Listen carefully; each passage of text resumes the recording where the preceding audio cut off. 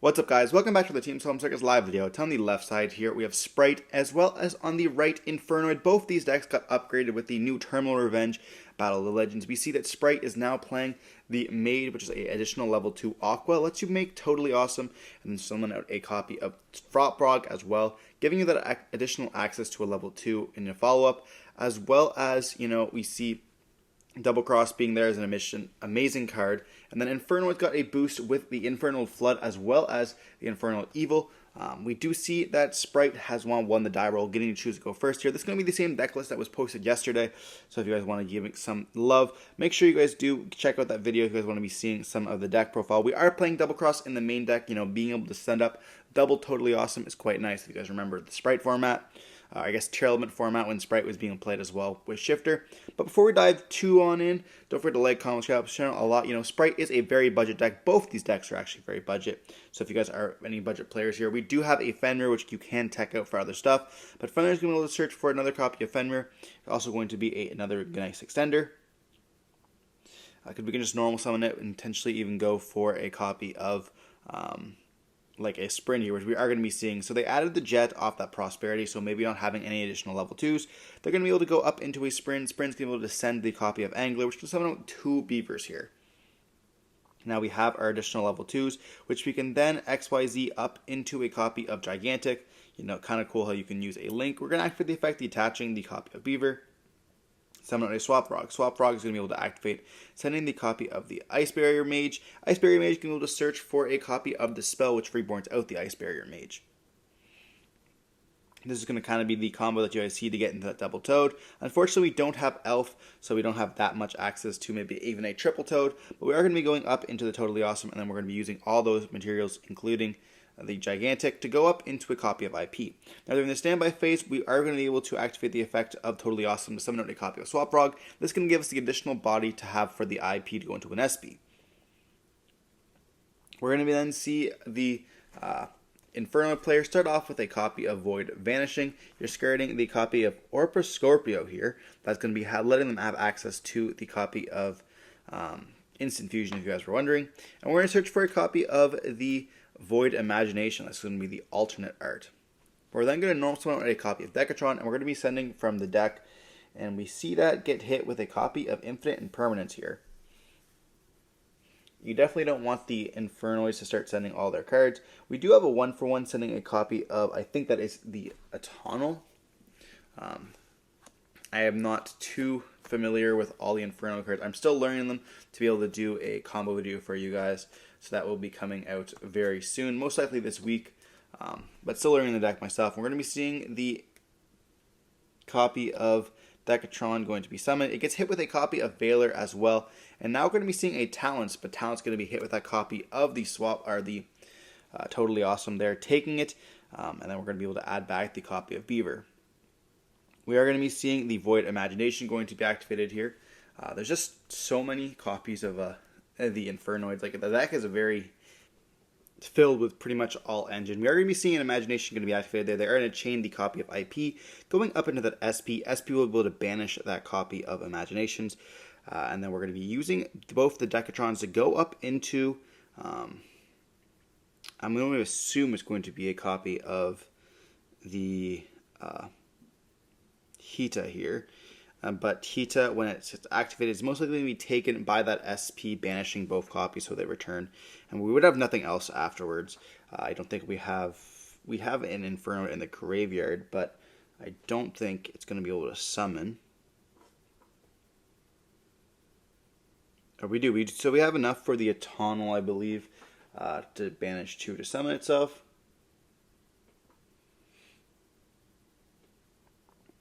And it's going to be the attacking twice one, but I'm just going to be able to attack once for 28, and then we're going to be seeing end phase. We're going to be seeing both those monsters come back. There might have been a world where in the end phase you tribute the Hita to banish the copy of SP, but we do see a copy of the Beaver being normal, summon back out the copy of the Angler here. And we do have a lot. We're going to go up into a copy of the Gigantic. Gigantic can activate its effects once again. Similar to blue. Blue's going to be able to activate, letting us search for a copy of the Jet. Jet can then special summon itself out, activating its effect.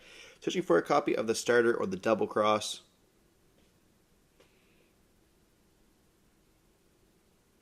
And like at this point, Sprite pretty much has the game. You know, when we see that Autumnal activating its effects to banish a card, and it has to be in the opponent's graveyard as well. So there's not really like any good targets for that. If they did have it prior, they could have done it on the Ice Barrier card, but unfortunately they just don't. They search for the starter here. Starter is going to then activate to summon out a copy of the red, and we take 1,000, I believe. It's also nice, or we take 12. Yeah, it's also nice how all these Sprite monsters are now all in one rarity. You know, all available in the ultra rare. We saw the carrot in the first Battle of Legends. Kind of funny how like almost a year later we get the rest of them. How they like sprinkled them in. They did the same thing with the Deviati. Like Deviati was in the Battle of Legend Light Revenge, and then the rest of them are all in the Terminal Revenge. We're going to be seeing them overlay for a copy of the Soul Sweeper here. They're going to activate the effect attempting to banish the Autumnal.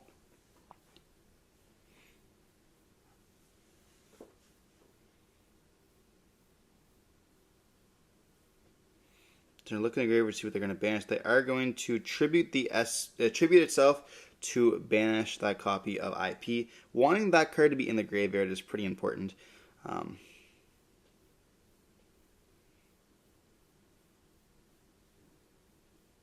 We don't essentially have game though, which is unfortunate.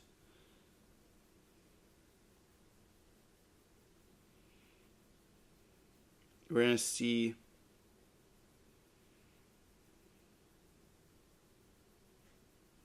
them take the Hida with their own talent, which is their graveyard, but whatever here. We're going to see them, like, they're thinking about if they have enough for game, which they're going to be pulling up on a calculator. There should be enough.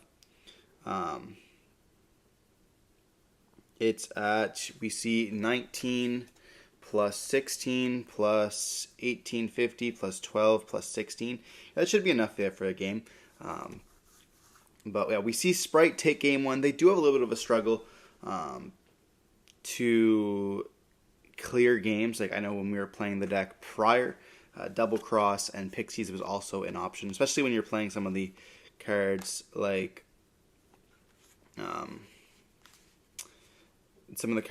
Shifter and the going first, stuff like that. Like being able to OTK is kind of important, especially when you're playing against like Snake Eye and stuff like that. And Snake Eye still can kind of set up a board with their through Shifter, which is kind of important. But Sprite definitely is a rogue option in this format, especially with those copies of cards coming out. It is always an option to play. Being boosted up with level 2 is always quite nice as well. Just 2 cards being able to make totally awesome is just insane. We don't have that many Omni Negates in the format anymore. We might see a more gravitational pull towards Dark Ruler no more, though, which then could make the Sprite build appear a little bit worse. But diving on into Game 2, we're going to be seeing Infernoid's going to go first. Like once again, both these decks could hit with Dark Ruler no more significantly, which I think is going to be seeing a lot more play. We're going to be seeing potentially at Nats, which is like kind of the practice, especially with Droll coming back in the format as well with the new Infinite Forbidden set. We're going to be seeing a lot of Drolls, but we're going to be activating a Void Recognition or whatever it's called, revealing an Inferno or a Void Spell and Trap, discarding your entire hand, then you draw the same amount of cards. Kind of crazy. We do see a discarding of a Super Poly as well as an Instant Fusion. Then we're going to be activating a Void Banishment. What's also really nice about the Reignition is that you can actually return up to 11 of your Void monsters. Now, it's only once per duel, but you should only be able to use it once per duel, or else you're going to be having essentially having the game here. We're going to be seeing the effect of the Banishment Search here. We see a Void Feast flip face up. They do ask that they chip another Void Feast, sending the other. I'm not exactly sure if you can do that because it's already marked for destruction. I suppose that you should be able to, because you can always send other stuff. Like if you have a card that sends, and then you have essentially, like you have to send for cost. So yeah, you have to send for cost. So you should still be able to do that, I'm assuming. But we're going to be seeing the Jet as well as the double copies of the Decatron, and we're going to be dumping the Deviati as well as, I'm assuming, the Anuku. which gives us a monster negate, a spell negate, as well as a copy of just a banish of your opponent's card in the extra deck, as well as just banishing a monster card in their graveyard. We're going to be seeing the effect of the Onuku, going to be negating that copy of Fenrir and banishing it. Then we see a normal summon of a Swap Frog, and it's going to activate effects on any copy of the Mage. Mage going to be able to activate to search for that copy of the Ice Barrier. So here we actually have a few options. We could negate the spell, or we could just banish the Mage in the graveyard. Really, both lines could be quite nice. We're going to be special out a copy of red, and now we have a monster negate to stop this. So kind of maybe wanting to be able to trigger it before, we do see a jet summon as well. Being able to search for a copy of the starter here.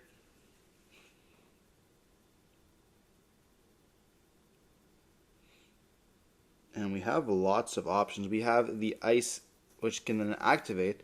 I feel like we should, we have the tribute for cost, so it is unfortunate. We're going to be negating that with the spell and banishing it. Essentially doing the same thing. We choose not to red negate this, which is very interesting to me. But we're going to be going up into a copy of the Sprint. Sprint's going to be able to dump the copy of Angler, which can then summon out the 2 Beavers. And like in this case, we are having, we are in a great position. We don't need to red negate it because we don't necessarily have to get that copy of the Mage to summon it out. We're going to be losing a body for a body. It's not really worth it. If they have anything else, we have one other card in hand that could be a copy of Nibiru. And like if that was Nibiru on the summon here, we would have been able to negate that and protect it, which is going to be quite nice. But we don't see a copy of Nib here, so we're going to be able to summon out a copy of the blue. Blue's going to be able to search for, I'm assuming, a copy of Carrot. So now we have a spell and trap negate alive as well. And we are off to the races. Now Jet only has 24,000 or 24 attack. The Gigantic is going to be at 32. We just summon out the copy of the Carrot here, and then we can just start beating over things as well. We can also go for a Beaver out to go into the blue to see if they can do anything else, but we're going to go attack for that, dealing a big chunk of damage here, but not enough for a game. They will be able to go up into a copy of IP, which can then go up into an SP, and we are going to be only on 2 cards there, which is still going to be kind of problematic, especially when we have a red and a Carrot negate.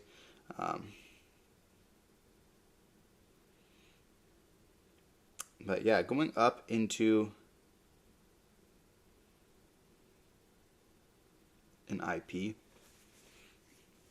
and setting an additional card and just passing on this. So we don't have any solid negates other than the Carrot and the red. Being a monster and a spell negate can never really hurt. We do see a copy of, this is the level 3, or the Petrulia here, or the Antra. I'm not exactly sure which one it is. I think it's a Petrulia, but we're going to be seeing them try to banish the back row. They do chain a starter to summon out a copy of blue, which can search for a jet. And then we're going to summon out a copy of the Onuku. This will be a monster negate. So kind of going to be forcing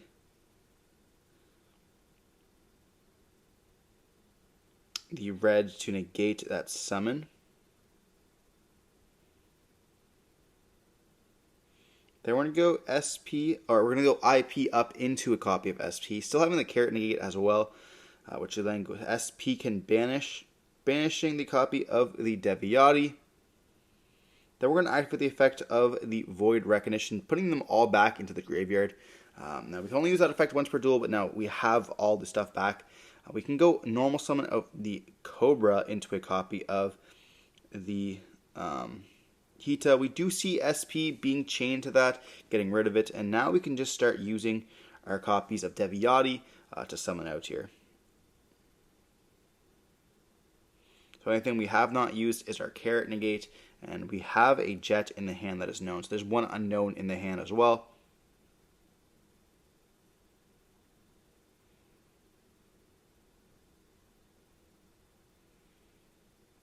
So we're going to be summoning out the copy of Jet by banishing 2 first, and then we banish the others to summon out the copy of the Deviati. Banishing that copy of the Onuku is quite nice. We're going to be seeing them being able to beat over both of them here. When then Jet's going to be able to make them banish a card. So it's just a unicorn, but their choice. It's like an older card, therefore it's not as broken. It is kind of weirdly, positioned. It says like, when this card declares an attack, you can banish one monster from your opponent's extra deck, their choice. It's essentially meaning your opponent banishes one card, but you're the one banishing it,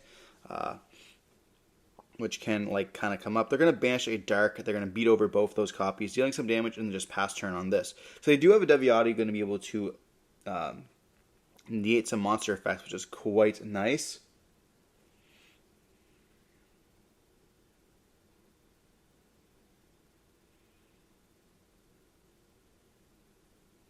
They are going to be thinking here. They're going to admit defeat on this. We did forget about the SP returning. I don't think it would have made that much of a difference, SP coming back. They still have a monster negate. Summoning the Anuku first to put up that spell and trap negate, I think I said it was a monster negate earlier, was a little bit of a nice play because that would have kind of stopped their tracks, as well as being able to beat over some of the stuff would have been important. So trying to red negate that could have been maybe a potential kind of air quotes throw, wanting to save it for the Deviati, but they would have been able to just beat over the stuff at that point anyways. So you would have had to force the SP out, and at that point it's just okay, well, you're kind of wasting your cards, but it's a bit difficult when you don't know what the Inferno deck does. I think it's still relatively new, so people are still going to be underestimating it, as well as not knowing exactly what the card does, therefore not playing perfectly into it. But we are going to be diving on into game 3 with Spright going to be able to choose to go first once again, and we do see a shifter in that hand. I think maybe even two. And we're going to see a shifter and an imperm, as well as a copy of Prosperity here. We're going to be seeing Prosperity going to be activating its effects, and we're going to be banishing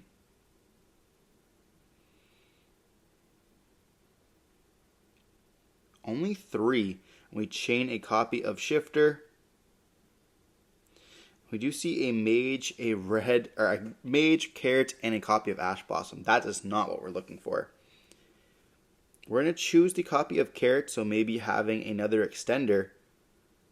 Then we have the starter. Starter is going to be able to search us for a copy of the blue. Blue can then get us either jet or a red. Going for the red.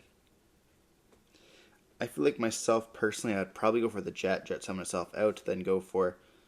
Oh, we already had the jet in the hand. Okay, so we're going to be searching for the monster negate. We're going to special note the monster negate here. Then we're with the carrot. And now we're kind of nib imperm proof as well. We summon up the jet, and now we get to search for a double cross. Going to be very nice. We can't go for a sprint line because we are under a copy of Shifter, but there are other lines we can go for, like a gigantic summon out. I don't think there's going to be a possibility for us to get into a totally awesome, but I could be mistaken.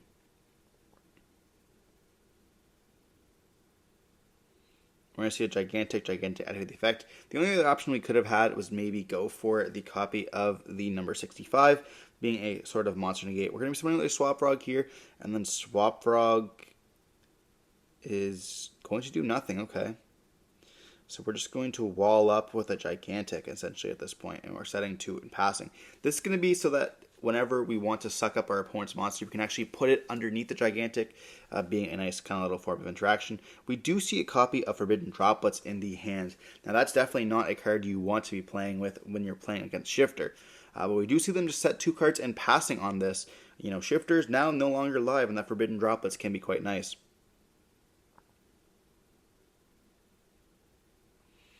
We're going to see Swap Frog bounce itself. That we're going to normal summon with the copy of Swap Frog. And then we get to activate the effect to send the mage to the graveyard. Here's what it's going to try to do.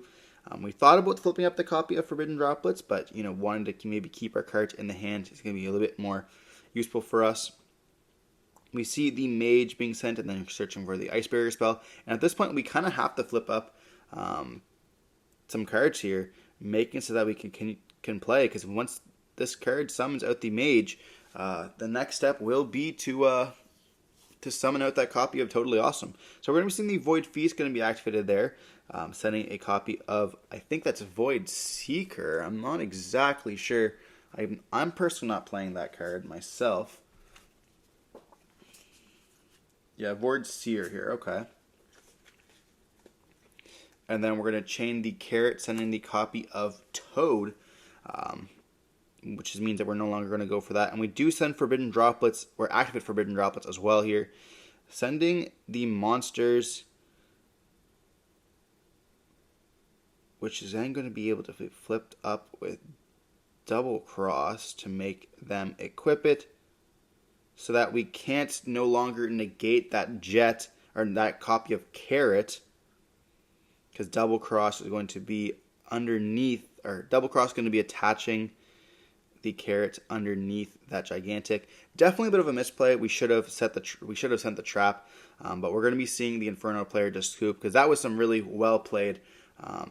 Being able to just essentially dodge that copy of Forbidden Droplets, being quite nice there. But we see Spright end up taking the game into game 3. Definitely caught off guard if you don't know what Double Cross does, because that card's absolutely crazy. Being hit with Shifter and then double crossing.